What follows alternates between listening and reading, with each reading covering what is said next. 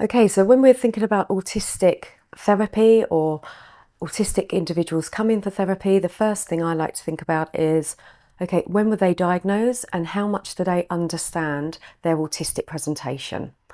If this is something that they need more support with, then we'll do some psychoeducational and post-diagnostic support, which would involve in what is autism, what aspects resonate with the client, and then working through these step by step. Autistic therapy can be extremely useful for autistic people to help understand themselves, particularly in a neuronormative world, because what we often find is that autistic individuals tend to mask and have masked their presentation for a long time, particularly in adults. There are many challenges that can be presented in autistic individuals, such as emotional challenges, identifying, labelling and understanding their emotion. We've got communication challenges, social challenges. So try and work through all of this information to help them understand how they've been, but also ways in which they would like to operate going forward or they'd like to be. So the key thing is about embracing their autistic presentation. And some of that may be looking at aspects of unmasking. Now, it's important to consider that when I see autistic adults, they rarely come with just being autistic. They can also come with other mental health needs. So they have to be considered within the context of their autism. It's really, really key, because it could be that they also need other additional support, such as trauma therapy, for example. And so thinking about the modality needs to be key. Okay, so typically, what sort of therapies are useful for autistic people? Now, according to the Clinical NICE guidelines, cognitive behavioural therapy is the recommended evidence-based model for those who are autistic. However, that doesn't mean to say that is the model and the only model.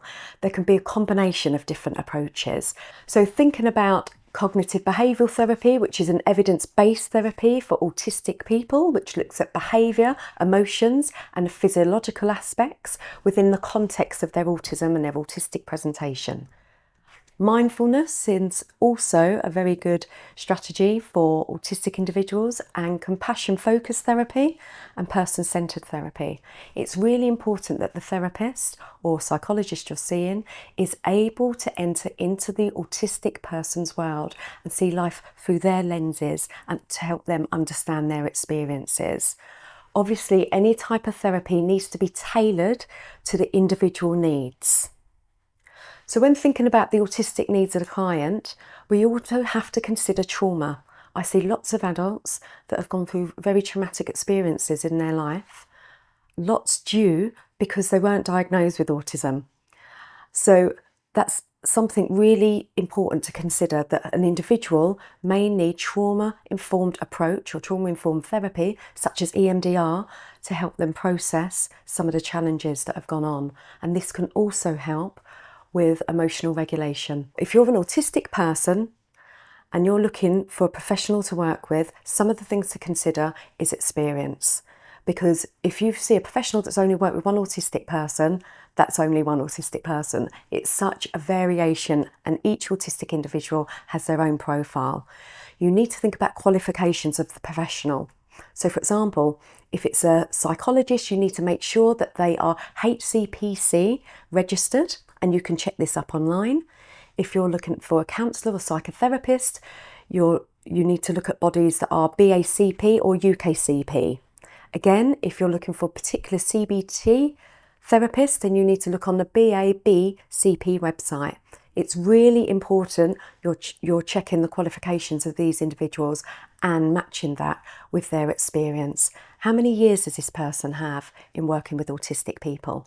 And also, something to consider is that there's many autistic psychologists and psychotherapists out there that are autistic themselves. So please, consider that as well into your research. I hope that's helpful.